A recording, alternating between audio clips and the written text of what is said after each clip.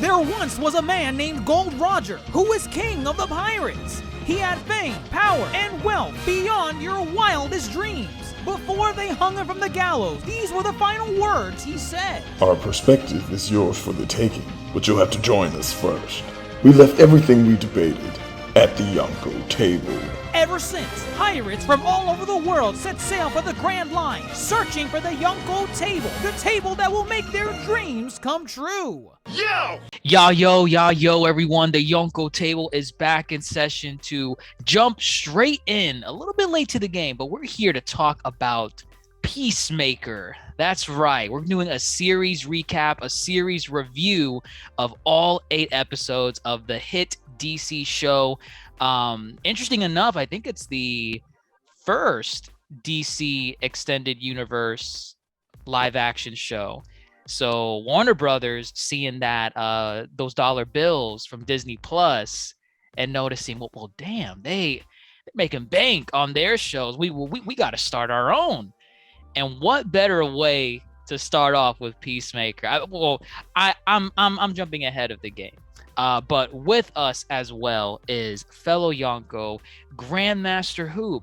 Grandmaster, Peacemaker, are you about it? Like, what, that intro, I see you're a fan of, judging by your background.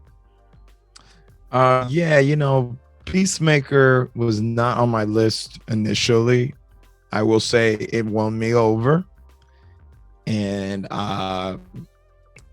however it did it, I'm not really sure how it accomplished such a feat, but it is such a unique watch that I'm glad I partook in it and would like to see what they have in the future, specifically from James Gunn. I don't think you have a quality show like DC Extended Universe.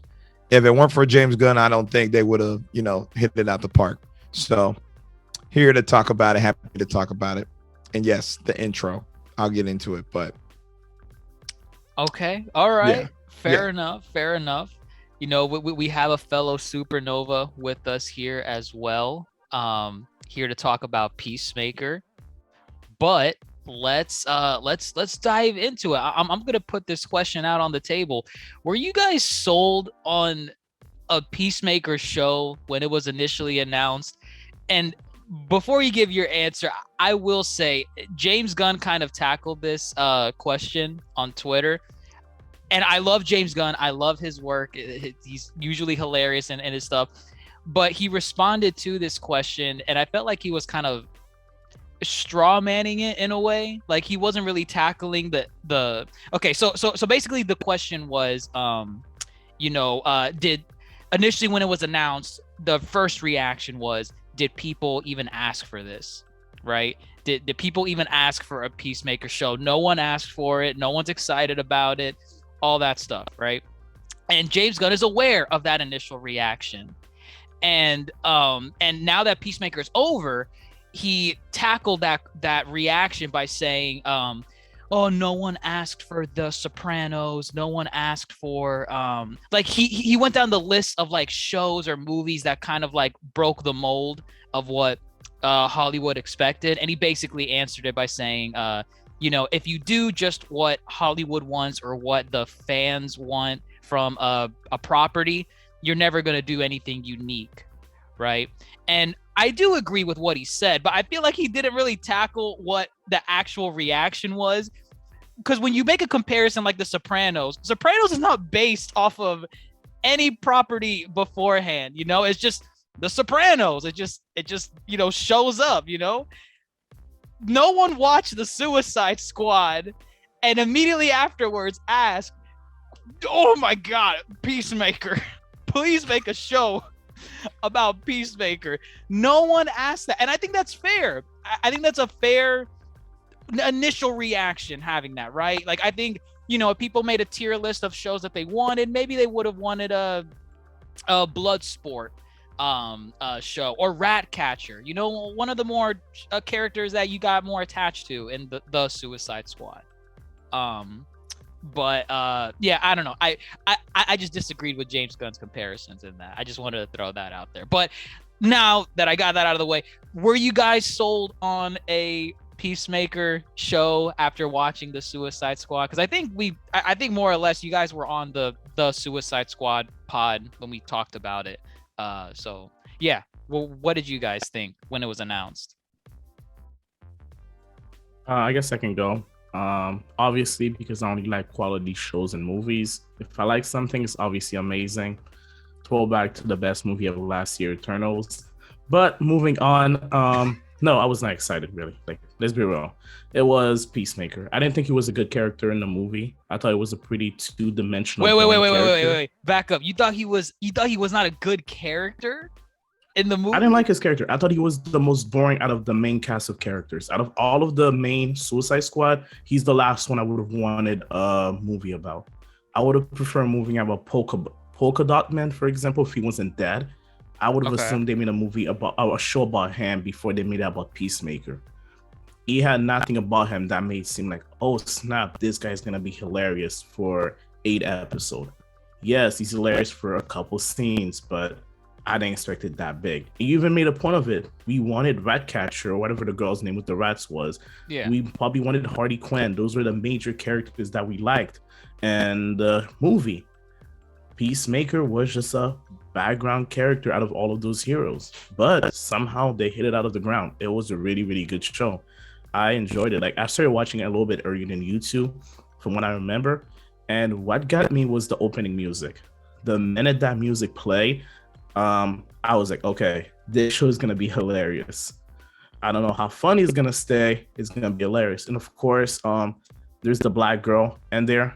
Her name was Tasty. I'm not sure if you guys remember her real name. I don't remember. Her Danielle name. Brooks. Okay. Oh, yeah. There we go. I know her as Tasty from Orange is the New Black. Yeah, there we go.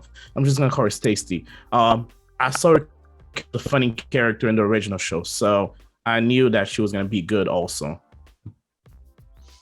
No, like, yeah, I haven't seen her in anything outside of Orange is the New Black. I'm sure she's great in all her other shows. I've seen Orange is the New Black. I love I know you just said the name, but I just keep defaulting to Tasty. That's just what I know her as. She's great. I think Peacemaker as a show, you know, initial reactions aside, after watching it, you know, it's great. The characters are great.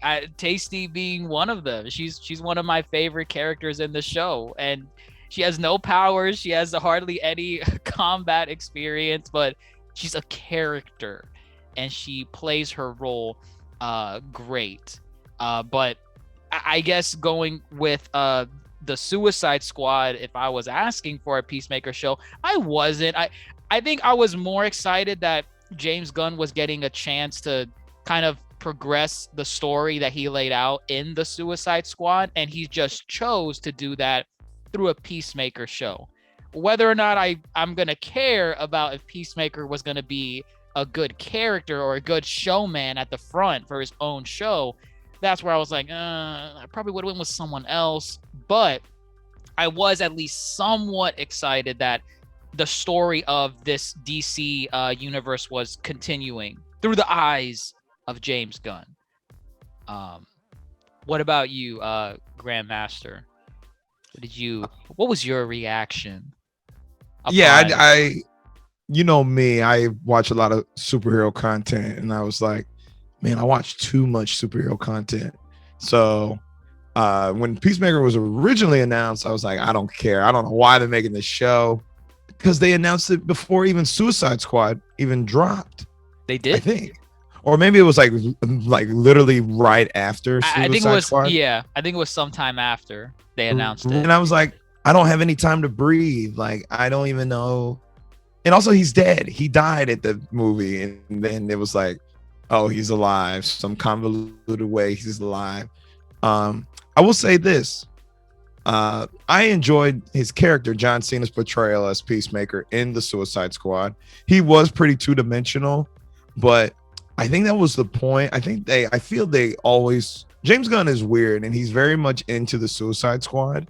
I think he knew there was a lot you could do with the character of Peacemaker in a series format, you know, a guy who's like, I'll kill any woman, men, children in the name of peace. and he's like, oh, I like that, sounds worth exploring. Let's explore that. So I guess I get why he did it. I wasn't sold right away. Yeah, as Toasty said, I don't think I started it. I know the first 3 episodes dropped like together, but I didn't start watching maybe until episode 4 had came out. So I binged all of it, and yeah, I was sold. I don't know. It's just, it was funny. It was funny. It was super funny. The opening was good. And it just felt. Oh, go ahead. Oh, I was gonna say, it just felt natural in the world of he made with the Suicide Squad. I think he did a really good job with the movie, and this show kind of fit right in. I still didn't see the purpose as far as like why Peacemaker in the context of the story, like why do you want this guy to lead this mission? But I think the comedy for sure, like Danielle Brooks from Orange is the New Black as Adebayo, put some respect on her name. Okay, I know her name. Adebayo, in the context of the show, I know her name. Adebayo. I do know. Honestly, I forgot her name in the show also. I just kept calling her Tasty. Adebayo, she was great. I think if you know Diebeard John. Yeah, where is he from? He looks familiar. If you ever watched New Girl, he plays like this homeless dude named Outside Dave. Just a really random character that appears throughout the series. Okay. But he also did the motion capture for King Shark, which was really cool. If you didn't know that. He did the mocap for King Shark in the Suicide Squad. So he did the mocap, but he did it. It was Sylvester Stallone that did the voice. Right. Okay. Exactly. Interesting. I don't know. Everybody just gelled well in the show. I thought everybody was funny, and it was just like, it was that offset comedy where it's like Mern would be having a serious conversation about the mission, and then someone would bring up some random stupid shit that would derail the whole thing. And I was like, this is hilarious. This is so funny. And it didn't feel forced either, you know? It did not feel forced. I genuinely felt that Mern was dealing with a bunch of idiots. Yes. I felt for Mern. I felt bad. Yeah. Homie just wants to come in here, do the mission, and get out. And you have, I mean, for me, what kept me staying after the first episode, because like we could have easily have done, you know, like pod episodes per episode of Peacemaker, right? I was kind of enjoying it on my own time, and seeing each episode, the comedy was consistent. There was not a single Peacemaker episode that I watched out of the 8 that we got where I'm sitting there thinking, oh man, this is a slow episode, you know, like, oh man, I hope we can get past this. What a polar opposite from a recent show that we did cover, the Book of Boba Fett. Okay. Which had multiple slow episodes, but we're not here to talk about Book of Boba Fett. We're not here to talk about it. But as a fair comparison, you know, they're both shows that aired at the same time. Boba Fett had their finale last week. Peacemaker had their finale this week. And I think it's a fair comparison. Both Book of Boba Fett had slow episodes, you know, and despite us enjoying different parts of it, at least for me, Peacemaker, I enjoyed every single episode from beginning to end. There was not a single slow moment. And I think Supernova Romeo would agree with me because this is why he's here. Correct. I mean, that's my thought. He watched a couple of episodes, but yeah, I agreed. Yeah, it never slowed down. Like, I mean, I don't want to, I mean, yes, Boba Fett is the most other recent show I've watched. Yeah, Peacemaker was excellently paced. I was never like, oh man, this episode is really slow. If the comedy didn't move the episode, even the action bits moved the episode, and then we're still like character moments for the characters. There was still like drama, or I don't know if you would call it drama, but like how you describe it, character moments. Characters had moments of growth and development, and it didn't feel contrived. It didn't feel forced. I mean, that's just me. I don't know. I really like Peacemaker. I didn't think I was gonna say that coming out, like, you know, watching it from beginning to end, which is a testament to James Gunn. He took a character no one really cared to have a show about.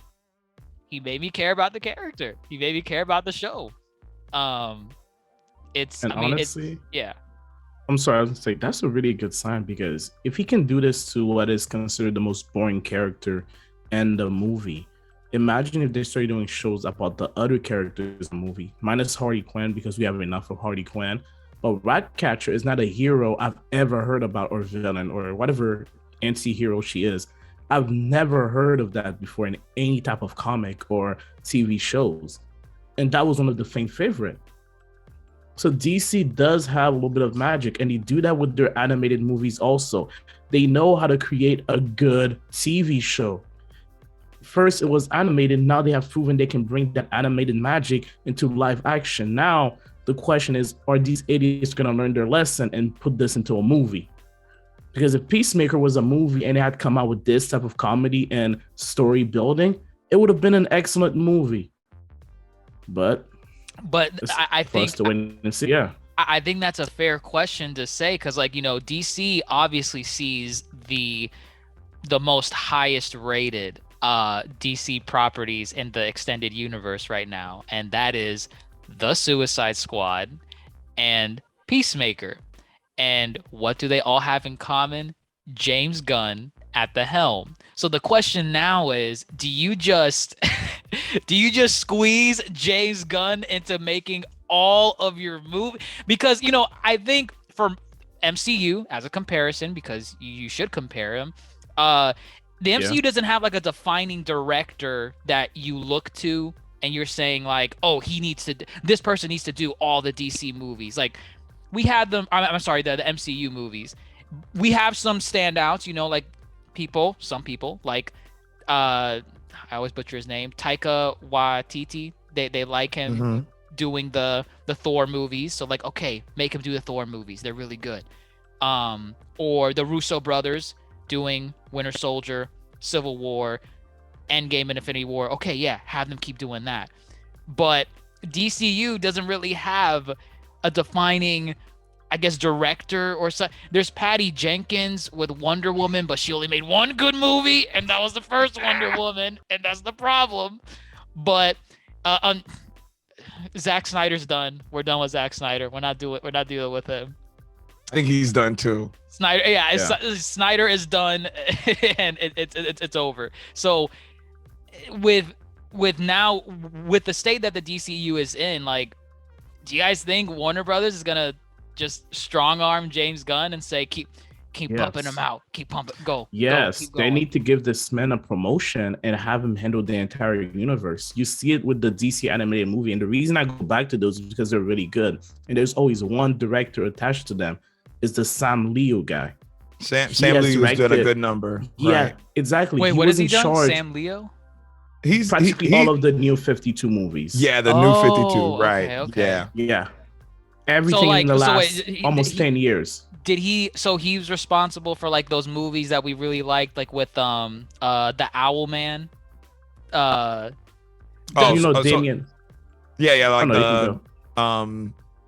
Justice League War. Batman. I know what you're talking about. I know what you're talking about then.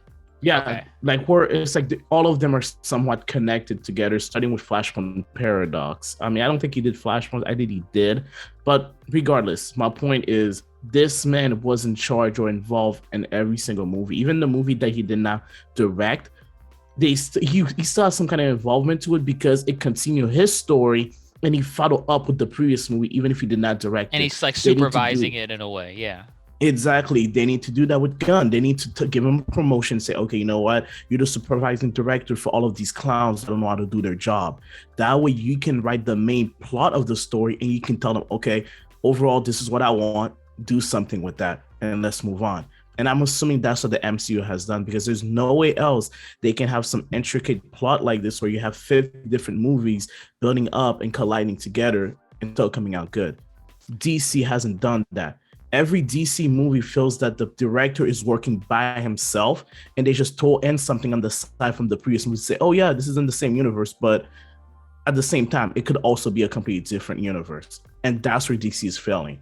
And I mean, we see it in every movie or show. Like, this is a comedy movie, and now they're making that dark noir Batman movie. How's that gonna fit in this Peacemaker universe? Oh, it doesn't. I think they established it's not in the DCU. Issue. And this is the goddamn issue. Every movie is a different genre or a different director doing their own thing, and it doesn't work. How are you trying to build a multiverse, but you have a bunch of idiots in their own separate room writing their own stories, thinking they're the main character, when in reality they all suck? There we go. I'm gonna say this. I don't want to squeeze James Gunn because you don't want oversaturation. You don't want oversaturation, and then it's gonna get to the point where we just get kind of bored, or we become so critical of their work, saying, "Oh, this wasn't like the Suicide Squad. This wasn't like Guardians of the Galaxy." I think what you need more creative directors like James Gunn, who are willing to find random characters like Peacemaker, and make them a household name. Because I don't think I would have ever heard of Peacemaker if it weren't for the Suicide Squad. But, everybody in DC is gung-ho, like you said, on making, retreading the same steps. Let's do another Batman movie. Oh yeah, this one's gonna be totally different. We gotta tell the origin story. All right, he's gonna do more detective work this time, so that's totally gonna be a better film. Why scrape the bottom of the barrel and find some characters who have never had a moment in the sun and just put them on a pedestal and make it fun? You just need more directors like James Gunn willing to take that risk. So I think you could put James Gunn in more of like a producer type of role, but I also don't want every DC film to be like Peacemaker, though. Like a comedy, comedy action mix. Okay. I like that you have this film in this universe to where it sets itself apart, but it's still connected overall. Like, I don't think this type of film would work.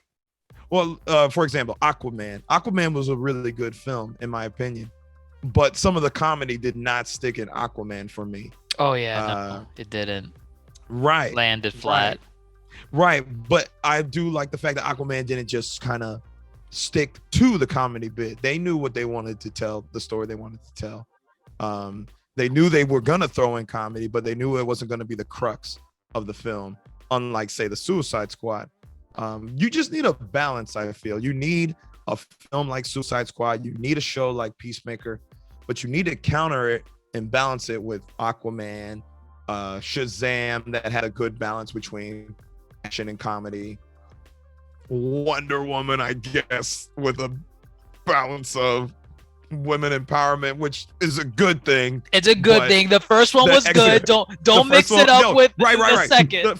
It's the execution is the problem in the second one. God. But that's my other issue too, is that do we always have to be so interconnected? I like the fact that Peacemaker just makes subtle references to the overall universe. He's like, right, Batman's a fucking idiot. How come he just beats up those guys and put them back in prison so they can come out and just start killing again? He's a fucking clown. he's like Batman's rules stupid. Do you have a coterie of villains?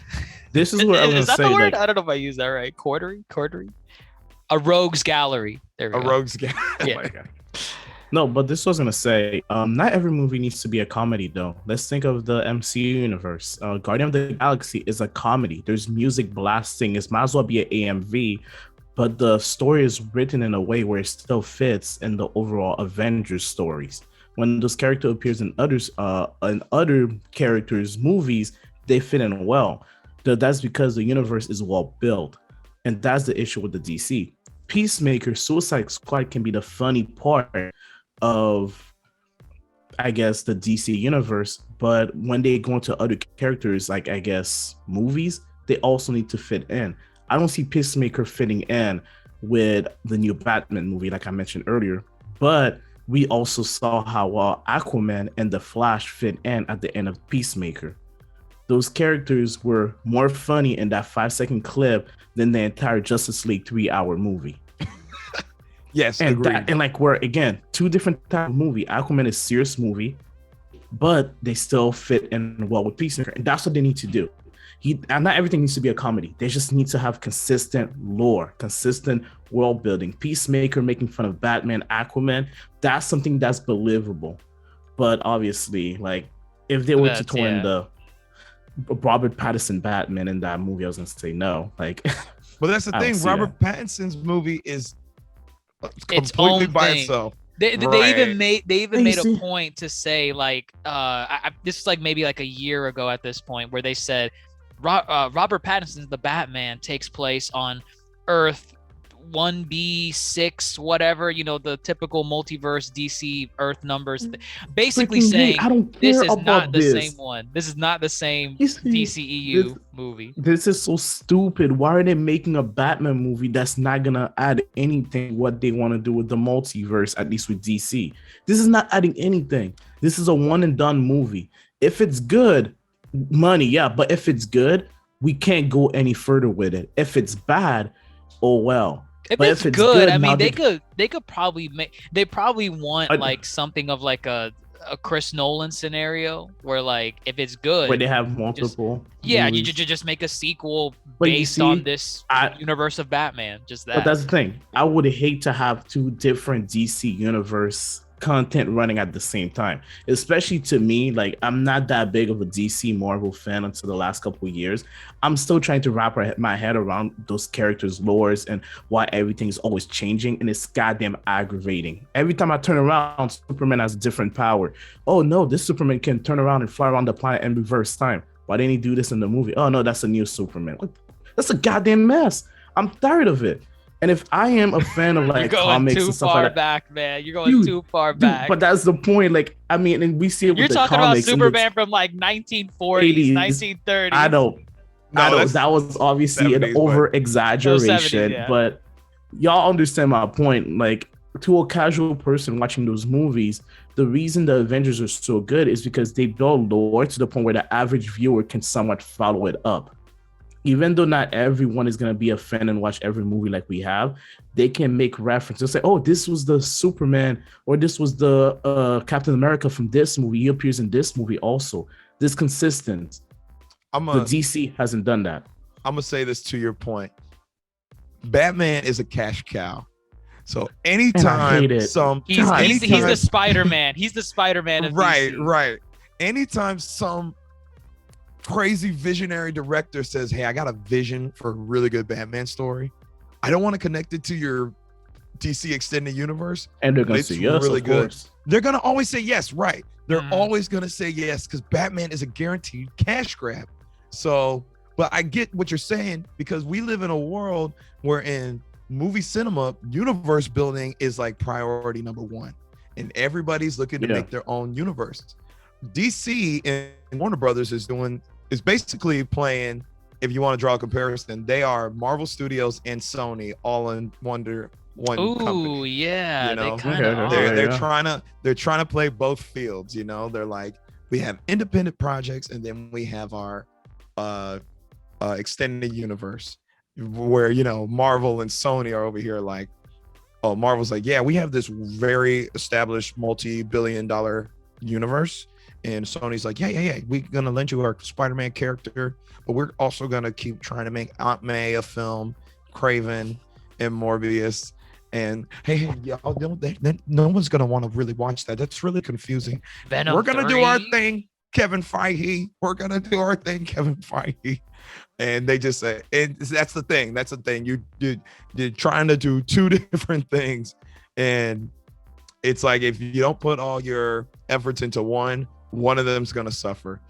The DC extended universe, the interconnectivity is really suffering. I mean, this Flashpoint movie is supposed to be a reset.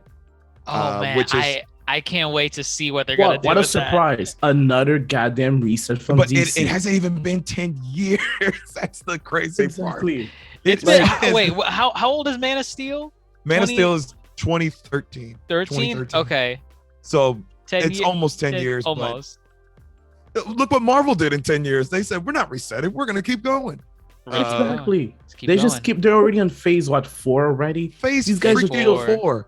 And I don't look even at think all their DC to does build phases phase one. because it never built up to something. There's no phase in DC. It's just like, this is the next guy in the universe. Let's just see what this is Black Adam. You guys want a Black Adam, right? You want a Black Adam movie? Yeah, let's see what he's doing.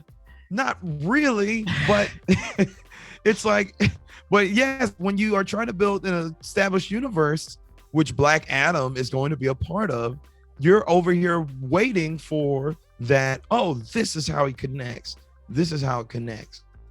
And it's like jarring when they don't do it or they don't do it well. So when you have a show like Peacemaker, who just throws in Flash and Aquaman in the final scene, that's all I needed. I was like, this is hilarious. They established that they're here. They fit really well. Right. And then Peacemaker's over here like, where the fuck were y'all? You know, it's over. You fuck fish. That's a rumor. It's not a rumor. What? That was hilarious. Like, I believe that. I believe that. This is what I'm saying. Like, you see, this short clip made it more fun. So even characters that are serious in their own movie could be funny when they go to other movies. But whatever. Whoever those DC writers are, they're obviously a bunch of clowns. Because if Cartman from the South Park could build his own multiverse with Coons and friends, like, I don't understand how these guys cannot grab a board and just write down, okay, we want to do this movie, this TV show. Just follow a goddamn guideline. It's writing an essay. If a third grader can do it, people that have major and master's in English should be able to write a goddamn template on how to build a multiverse. It makes no sense. Matt Stone and Trey Parker really went all in on the Coon and Friends. Exactly. If they could do it, why can't they do it? Why do I need to see goddamn Martha clutching her pearls again while walking down a dark alley, even though you're a goddamn billionaire living in the most dangerous city in your universe? Like, what kind of logic is this? Actually, my better question, they should have a better thing. Why wasn't Alfred there to pick them up? There we go. That would be a more interesting movie.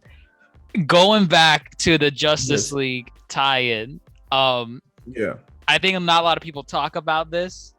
They specifically had the entire forecast of the Justice League members there. No, and they chose Batman to cover and Cyborg. Oh no, I just meant the 4 that were there. The 4 that were there. So you're right. There's 5 members of the Justice League in the DCEU. I think it's really interesting that they shrouded only 4 of them. So 2 were not present. The 4 that were there, they were shrouded in darkness. They didn't show the face of certain ones, but they only showed the face of Aquaman and the Flash. I think that's very telling for what DC is both in terms of monetary purposes and in terms of we don't know what the hell we're doing with these people. So for example, we are getting an Aquaman 2.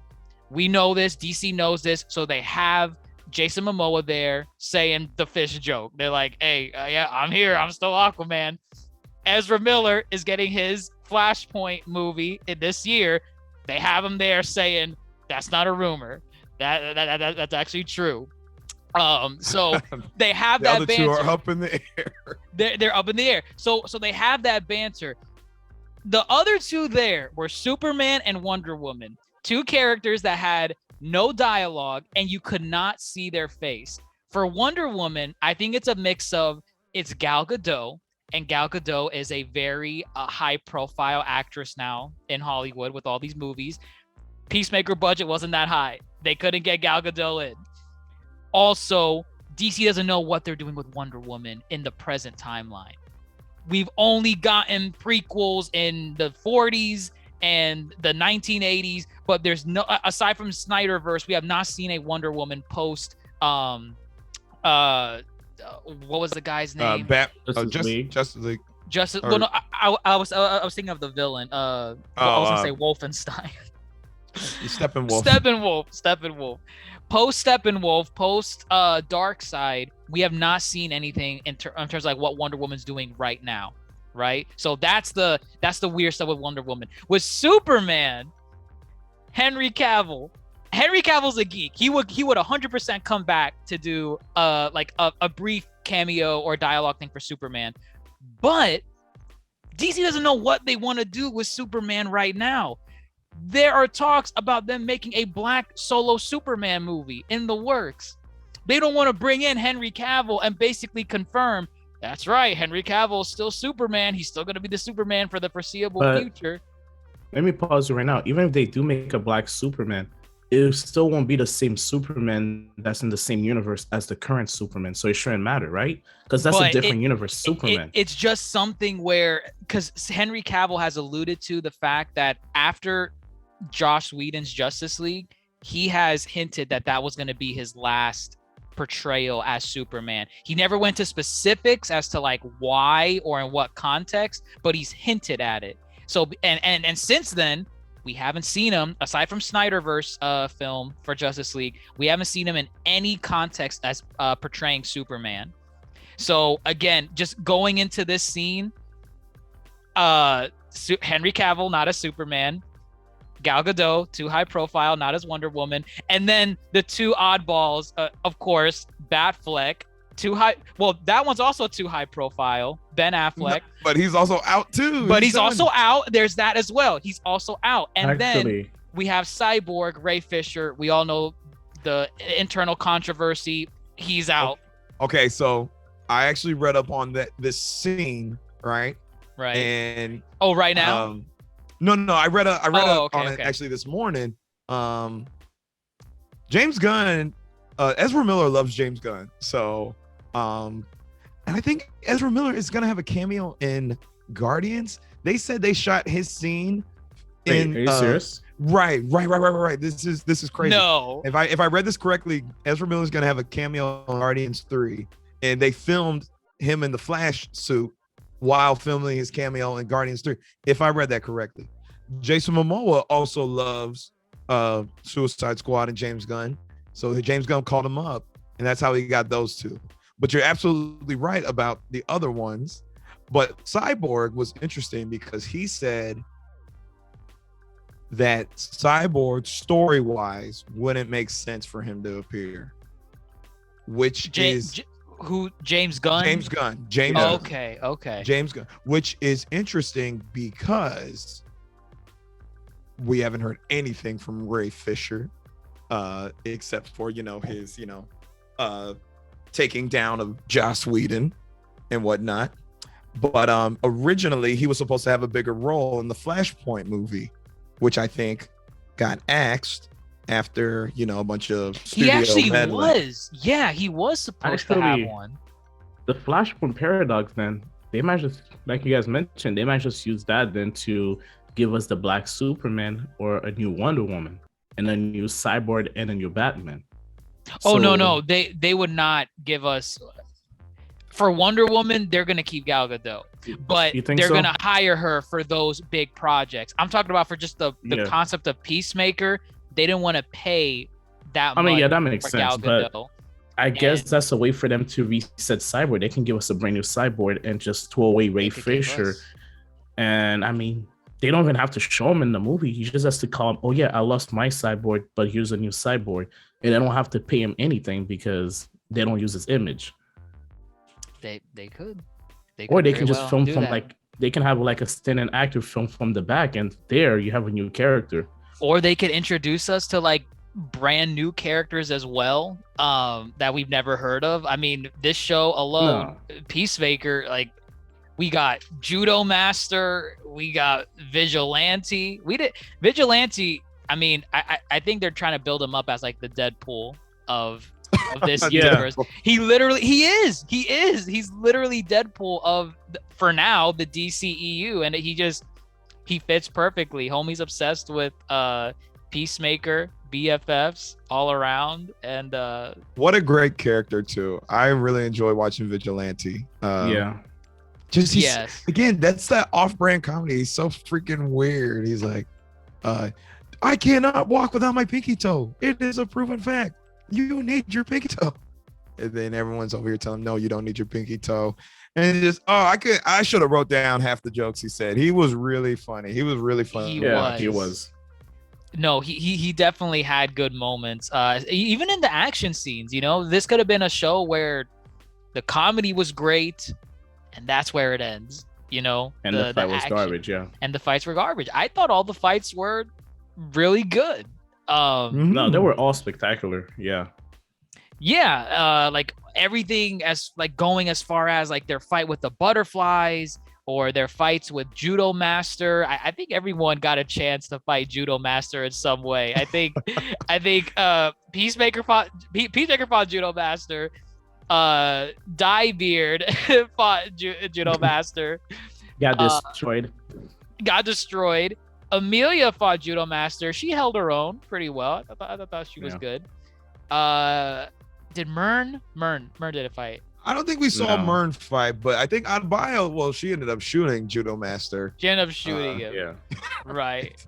Actually, talking about Diebeard, I have to say the funniest part for me in the last episode when he tried to run and cross against that wooden leg. That was his and broke his goddamn leg.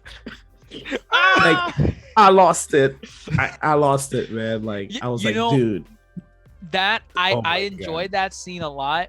I thought you were gonna say when he was in that same like episode when he's walking away from putting the helmet in the barn, and he's walking away, and then you have. I know the actor. I like he's not too well known in like most movies, but like basically the second in command or whoever. Oh, the cop. The cop. Yeah. Oh, from White Chicks, and if you ever watch Riverdale, Scary Movie. Yeah, that's from what it the was. White Scary Chicks. Movie 1 and 2. Yeah. That guy, he basically stops Diebeard, and he's like, what's that you're doing with your? No, why does your human have his beard colored different way? And it just goes back to all the ties.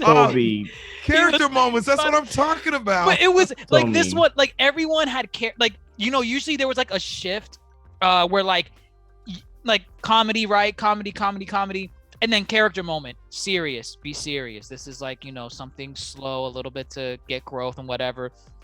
And it's all good. I loved all of that. With what's his name? Ergonomos? I just call him John or Diebeard, but it's Diebeard. Economist.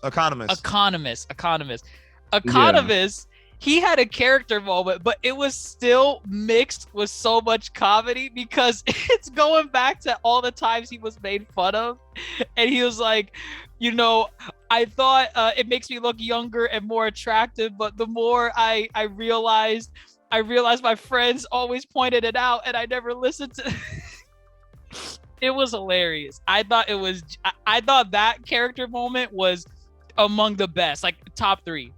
Yes, because you didn't see them ever coming back to this. Like you were like, he apologized. Peacemaker apologized to him and started being nicer to him, and then bam, we are given the big backstory, tragic reveal of why he colors his beard. And it was so good too, because you were like looking at. That's what makes it so funny. You mentioned it comes out of nowhere, like it's just boom, and that's why the leg breaking was hilarious. I thought he was gonna do something, and he threw it around and said, "Yo, what the fuck? Why are these aliens asking about his beard?" It makes no sense. Why are they, of all the humans that are there, he's specifically going in on Diebeard and just asking him all these weird ass questions. I thought it was hilarious. It was so good. But since we mentioned it, the butterflies, right?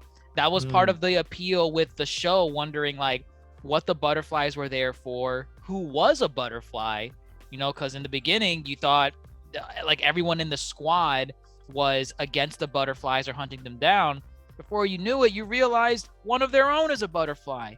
Mern is a butterfly, but he's one of the good ones. Which, oh my gosh, I was really scared for Adebayo when he started chasing her, and then they cut it, and then it was the next episode that revealed that he's a good butterfly. Because I really liked Mern as a character too. I liked him. Yeah, I didn't want him to be a villain, because then if he's a villain, then he's gonna die at some point, which he still did. He ended up dying. He still did, but his his reasoning for taking over the body of Myrn, and him grappling the fact that Myrn was a bad dude, but here he is trying to be a good person using this bad dude's body. It was a very layered performance. It was. I thoroughly enjoyed. And again, Myrn was funny to watch too. He's just so easily frustrated because, like you said earlier, he's working with a bunch of idiots. Yeah, he was tired of their shit. Every couple seconds, he's trying to lead a mission, and they're having a discussion about anything but the mission. Do you remember the Berenstain Bears debate? Yes. Oh my god, that was the funniest thing. I thought that was the funniest one. And as soon as they mentioned it, I knew exactly the direction they were going in. They're like, "Bear, oh, I already know." Know. They're like out of bounds, like it's Berenstain Bears, and then they're like all economists is like, I read those fucking books when I was a child. I'm pretty sure it's Berenstain. And then Myrn is like, will you both shut the fuck up and focus? And he's like, it's Berenstain. It's the delivery of Myrn. God, I want to see that actor in more content. He's gonna be in Guardians 3. He is. Oh. Yeah. Yes. Undisclosed role. The actor's good. Yeah, the actor. Okay. Never mind. Yeah. Oh, Chuck okay. Iwuji is gonna be in Guardians 3. They didn't. Fantastic. They haven't revealed his role, but it comes out next year. Oh man. So yeah, I'm happy to see him again. He was fantastic as Myrn. Did he play in any previous movies or shows that we know about, or no? He was in John Wick 2. I'm looking at his thing right now. Okay. Dr. Chase, you watch those movies. You should have known. Dude, I haven't seen John Wick 2 in like. I don't know how since big it came a out. role it was. But he's a good actor. Like, I was disappointed that they killed him, but my biggest question is, nobody has mentioned it before. Goof, I think, was the final butterfly to be alive. What happened with them? Goff, you mean? Not. No, not. What are you, Pete, calling Goofy by his nickname? Hey, Goof, we gotta take care of your son, Max. Goof, we gotta put him under your thumb. Anyways, what a really good Pete. Very good, Pete. I could do better. But Goff was the final one, right? Yeah, Goff was the final one. I felt like it was kind of weird at the end with how they handled him, because Goff and his butterfly army is portrayed as the villains, right? They're killing people, they're taking over their bodies, they want to take over the earth so that they can subjugate them to their bug, moth, butterfly rule. But I thought it was kind of weird how Goff tries befriending Peacemaker. And then even at the end, when all is said and done, Goff comes back to live with Peacemaker and chill out with him. Like, Peacemaker ruined his plans. Like, he ruined everything that he was trying to do, and now they're just chill. I thought Goff was coming back to try and kill him or try and take over his body. You're talking about right with the right before they killed the cow. Right, that moment where Goff reveals our planet died. We want to take over, so y'all don't do the same to your planet, and we can live all peacefully. Right. Well, you saw Peacemaker I don't know why he kept Goff. That was I was like questioning that from the beginning. I was questioning why Goff was even of the mindset to be friendly with Peacemaker. Like, well, I don't think I could see is that Goff wanted to live, so Goff was gonna make friends with Peacemaker, but Peacemaker was making friends too. Peacemaker was feeding that honey. The honey, yeah. To Goff, and I guess that's just Peacemaker's development as a character. He was like, he didn't see the need to kill Goff being locked up in the jar. It was like the peace was being kept. And then, Goff tries to appeal to Peacemaker's vow about, willing to kill any man, woman, or child in the name of peace, which is a character development, again, for Peacemaker, because now he realizes how kind of twisted that vow was, because this whole time he blamed himself for his brother's death when it was, just an accident. And also, we haven't talked about him either. His motherfucking racist father. His dad. You know? Oh man, the white dragon. The white dragon, right? That he was. I've seen the actor before. I don't know his name off the top of my head. Oh gosh, I want to say Robert Patrick. Yeah, Robert Patrick. He's the T-1000 or whatever from Terminator 2. Oh That's my like most god, iconic that's role. right. Yeah, he's just super Oh old my now. god, my mind is blown. Holy Yes. crap. Yeah, Because he was so young back. Oh man, that's crazy. Yes. That is Mhm. crazy. I'm gonna sit on that for a good minute. Yeah, no, he's Oh. very good at playing a villain. Yeah, I think he usually gets typecasted as a villain. Yeah, and the thing is like, you know, he was a piece of shit dad. He was terrible. He's a racist. He's a Nazi. All that stuff. But in moments where he comes in walking as a villain, he looks badass. Like he looks like yeah. a threat. I thought it was great. And it's this dude that's like in his like I guess in this 60s. context 60s 70s. That's Yeah. great. That's fantastic. Mhm. I was shocked by that. But the white dragon, yeah, he was. Yeah, I just when they brought him to the jail and all of them filed to him, I was like, oh shit. we already Okay, know. so We he's not- already he wa- know. Yeah, right. He wasn't just a villain. I was like, all right, he's got this cult going on. But yeah, definitely a piece of shit dude. Like he was making all the racist comments to the cop earlier on. He's like, oh, I think he said something like Jackie Chan or Jackie Chan, Ching Ching song. Like he was going down the laundry list of like the old school like racist stuff like you would say as like a kid like back in his time. Like obviously it's terrible stuff, but it was hilarious in the context of how much he just wanted to be a racist. Like he had no filter and no self-control over absolutely none. over anyone. Like I can imagine if he ever saw Adebayo, like he was probably gonna say terrible stuff. He was gonna be a terrible, like, oh man, guy needed to be put down. He needed to be put down. Okay, with in the that name character, of peace. can we confirm if he's dead or not? Because technically speaking, He was shot in the head. Also, but he was shot in the head. Oh yeah, I took it as him being dead. He's dead. The stuff where we know see what him Peacemaker like power is then. What's Peacemaker's power? He doesn't have a power. Yeah, because he keeps coming back to life every time he's down. So No. Is it like He's not. Like, wait, when you say he, you mean the white dragon? Peacemaker, like, and that's in it. No, I'm assuming that Peacemaker got his power from the dad. So I just assume that the dad would also eventually be back. Just getting you shot in the head doesn't mean anything, you know? Oh no. I think he's dead. He's dead. Peacemaker doesn't have any powers from what I understand of what's been established with his character here. He's just really buff, you know, like a Batman, and he has a suit that gives him certain abilities. Like he has the gun, he has the helmet, he has Eagly. We haven't talked about Eagly. Eagly, we gotta talk about Eagly. But this man needs to have some power to be using the human torpedo helmet. So I mean, you just need a strong physique. Activate human torpedo and you can handle it. No, I think you can be any kind of physique. That was the point. Like oh yeah, because he even said like, oh man, don't use that. That's the one. Prototype.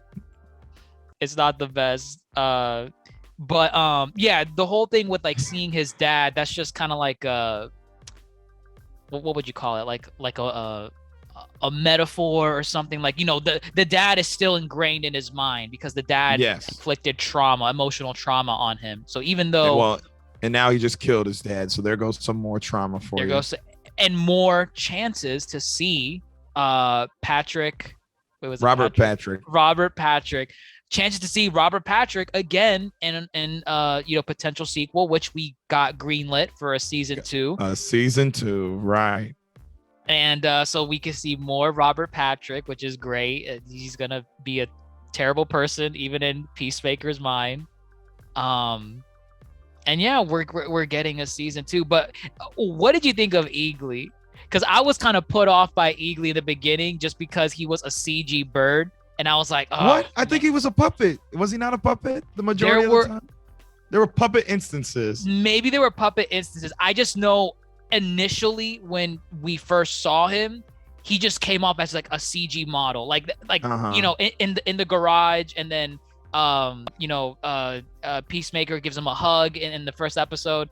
I thought it was just a CG thing. Maybe going back, I might see some of the puppet stuff, but I think it was mostly CG.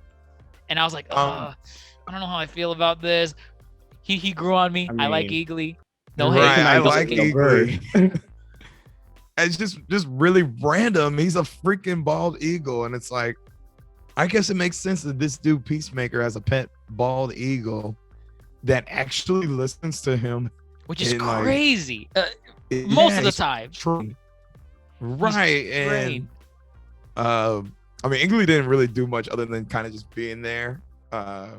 Like, it's not like he dropped the helmet right in the finale. His one big chance to do something really useful. He was helping in the others, like in the previous episodes, like when they were trying to run away. Some people. Yes, he was you're right. Gouging eyes out. Yes. Like, okay, he was going in. Fair. That's fair. But in terms of like a main like pivotal piece of the puzzle to like get something done, he fumbles and right. With the helmet. Typical James Gunn nature, having this random CGI character that you didn't have much character and has a lot of character. It's just weird. See, it's a weird show and it works though. It works. Any other show, live action show where someone has a pet eagle probably would be in worse hands. So it probably would. I mean, they even make fun of it in show. They're like, wow, you actually have a pet eagle. And you named him Eagly. If you had a dog, are you gonna name him Doggy? It's just weird. It's hilarious. Yeah, Vigilante. You're like, oh yeah, Peacemaker's my best friend. It's like, yeah, but Eagly's actually my number one best friend. And then Vigilante's like a close fourth. And then at the end, he's like out of bios. He's like, don't tell Vigilante, but you're actually my BFF. After Eagly. Right after Eagly. It works. If it works, it works. I'm here for all the characters. Amelia, hardcore. She's great, you know. She was good. She was good. She was good. Are those all the characters? I think it is. I mean, as far as we didn't mention out of bio, she has her wife, but her mother. Oh, out of bio, Amanda Waller. Amanda Waller. And we got two little good scenes with Viola Davis, just kind of like, do the mission, and then, at the end, she's like, what the fuck? Which is interesting because going back to what Toasty was saying, how they connect this at all to the extended universe. That's a very interesting plot thread because, Amanda Waller's whole shtick is secrecy, behind enemy lines, covert ops. I stab you in the back if I need to. Amanda Waller stuff that we all know. But now her dirty laundry, her daughter, Adebayo, put all that to the public sphere. I think that's really interesting how they're going to handle Amanda Waller moving forward. Is she going to keep her position? Is she going to keep doing the suit? Because it's assumed the other Suicide Squad members are still doing their own missions, right? And they still have a chip in their head because Peacemaker still had his. Right. Which is interesting because I think it shows development for the characters where they did establish Peacemaker still had the chip in his head, but they never, aside from episode 1 where they acknowledge, yes, you still have a chip in your head, they never used that as like a threat or something to be like, you better stay in line or we're gonna boom. They're not Amanda Waller, and Amanda Waller would do that. And they made it a point throughout the series to kind of be like, they don't like Amanda Waller. She's very unlikable, as shown in the Suicide Squad film. And then this job was given to them as a punishment, to be working with Peacemaker on the Butterfly Project. So nobody likes Amanda Waller. But now, yes, if you want to move forward with another Suicide Squad film, you're probably going to, or even season 2 of this, you're gonna find Amanda Waller in a weird position where she, is probably gonna try to, clear the air of all her dirty laundry, or she's gonna, kind of take kind of a point of like revenge or type of I'm still on top here, y'all work for me, and type of stuff, because I can't imagine she'll go quietly. I imagine she's very calculated, If she got Lex Luthor in her back pocket, that'd be nice to see some kind of connectivity right there. Who else is she linked to? Maybe she's linked to Ra's al Ghul.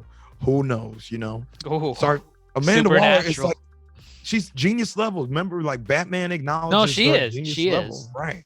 So it's like, get Amanda Waller playing chess with somebody in the next season with Peacemaker and friends as pawns. That'd be nice to see. Right. That would be. I mean, we are getting a season 2. That's confirmed. And James Gunn, well, I don't think it was James Gunn, but I think a lot of people made it a point, and I agree with it. This show could have ended here, and I would have been fine. Yeah. It wrapped up. It wrapped up everything I wanted. The crew feel like a family now.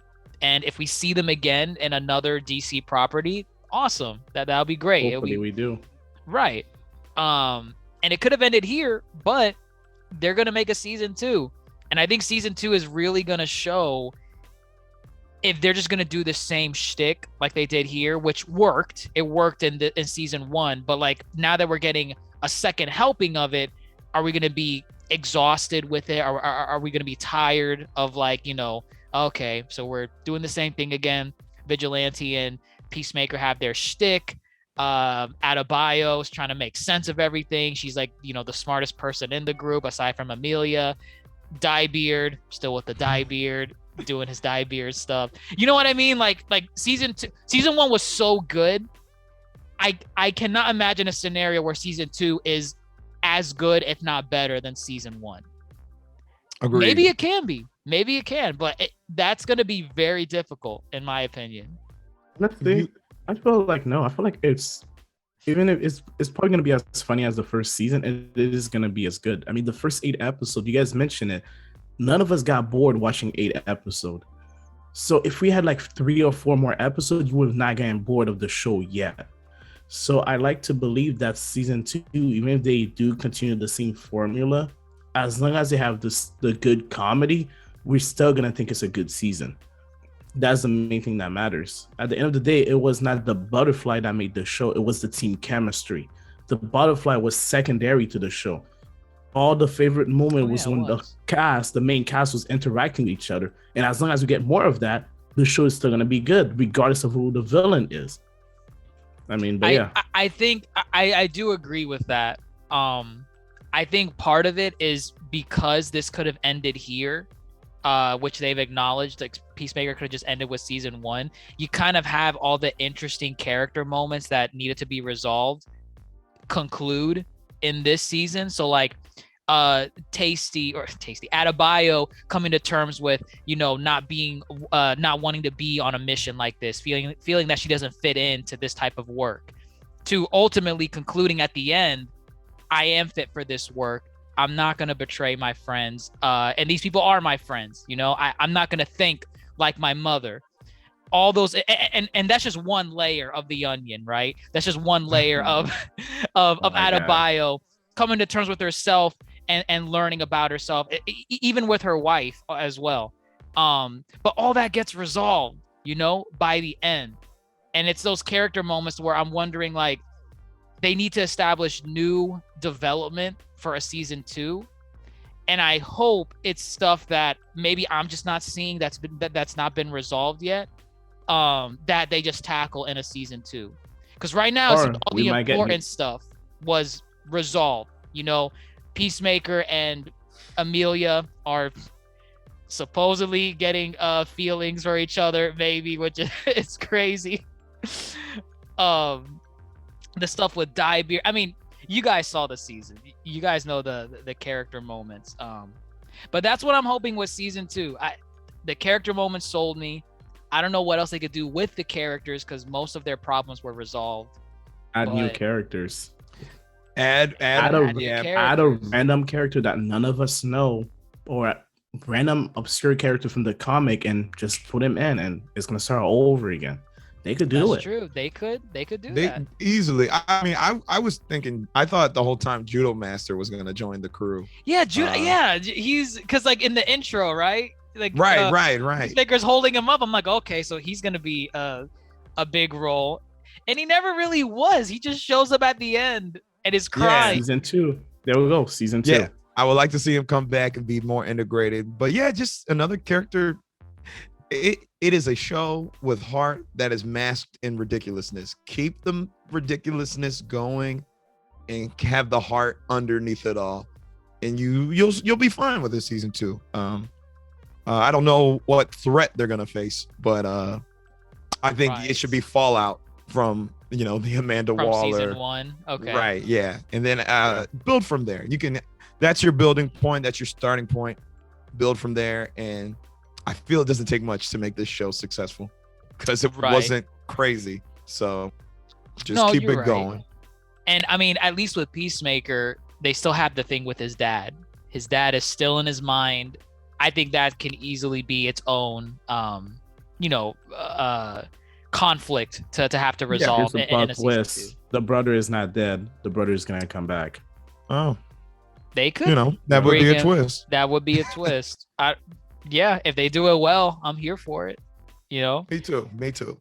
But that would be interesting because Peacemaker's past and his vow to kill any woman, man, or child to protect the peace, which it comes to a conclusion when he's talking with the cop in the underground place. She gave him an ultimatum where peace will be obtained if we rule over you guys, and we're probably going to kill a lot of people. We're probably going to kill the men, women, and children, but peace will be restored. And for once, Peacemaker looks at that peace alternative compared to the Suicide Squad, which when he fought Rick Flag, and he's like, no, I'm not doing that. I'm not going that route. And because they would hurt his friends. They would end up hurting his friends. And I like that for Peacemaker. Oh God, little bow on the end of that. That was beautiful. Yes. I thought it was perfect. But yeah, that's pretty much it for season 1 of Peacemaker. You guys have any final thoughts on the series overall? I know we talked a little bit about season 2, but what would you want from a season 2? Do you want these characters where the hell was the rest of the Suicide Squad? Well, why Peacemaker? Why? You would think for a mission like this, they would want Bloodsport or Deadshot or someone, but Peacemaker. Remember, those guys became heroes at the end of the first movie. It's possible that they were let go. I don't know if they were not. I don't know if they were let go, but you do raise a point that they were heroes. So maybe they were lenient with them on where they sent them after that. Maybe we'll see. Maybe we'll see some of them pop up next season. That is true. Yeah, we could. Friends in high places. Maybe the situation's too big. I know a guy. And they go talk to Bloodsport. Oh, Idris Elba back again. I think that'll be some good conflict again because they thought he killed them. They thought he killed them. And he killed Rick Flag still. He still Rick Flag and Bloodsport were friends. Right. There's a story there. I'm thinking about it right now. If Idris Elba comes back, Peacemaker is most likely gonna have a rat in his pocket and just throw it at him and start beating him up. That's right. He was afraid of rats. Afraid of rats, right? That's all he needs to do. And I could see him doing some clownery like this. Just throw some rats at the dude and gotcha. But yeah. I think they even had a moment like that when he was talking with the dad in episode 1 or 2. He was like, they were talking about someone being afraid of rats, and the dad was laughing with him, and the dad said well, what happened next? And then Peacemaker's like, well, he shot me, and that's how I ended up in the hospital. Idiot. Oh man, great show. But I'm excited for a season 2. Season 1 was great. Yeah. And yeah, season 1 was great. I think it deserves the spot it has right now as the DCEU's top rated content. I think that says a lot. Sure does. It really does. It really does. But that's how good it is. It was a really good show. And so was the Suicide Squad. The Suicide Squad was a really good film. And but yeah, I would say that wraps up our thoughts on Peacemaker season 1. This was our series overview of the Yonko Table. Hopefully with season 2, we'll probably go to an episode by episode review. But I feel like we covered most of what went on overall, like the themes, the characters, the writing, the comedy. Can't forget about the comedy of season 1. But let us know what you guys think of season 1 of Peacemaker. Were you here for it from the beginning? Were you watching it weekly? Did you just binge it at the end? And what were your favorite moments? Do you stand the intro? I think this is the one show. Do you really want to taste that? What's going on? Must come down. Like it's so okay. Wait. Before we get, hold on, I'm sorry. The intro. We all watch shows, streaming services. This intro was the one. This was the one intro I never skipped. it. Yep. Not once. Never skipped it. Never. From 1, 2, 3, 4, 5, all the way to 8. Not once. And once I saw episode 8, I was like, oh man, this is the last time I'm gonna see it, huh? Damn. But that's besides the point. They have to make a new intro for season 2, right? Because some of the characters. Yes, new characters featured. Yes, give it to Right. us. Give it to us. Yes. I can't wait. So I had to say that intro was great. We know the choreography. We know the dance moves. Maybe you'll see it. I don't know. But let us know what you all think of the intro, what you thought of the show, series, the conclusion, what you want out of a season 2, and let us know your thoughts of the show in general. But be sure to follow us on social media, Instagram, YouTube, Twitter, Facebook, at the Yonko Table. We're on all social media platforms. So give us a listen, give us a share, and give us a shout out if you enjoyed what we had to say. But with that, everyone, I am your Yonko host, DrJaceAttorney, fellow Yonko GrandMasterHoop, and fellow Supernova Toasty. Signing off, guys, and take care.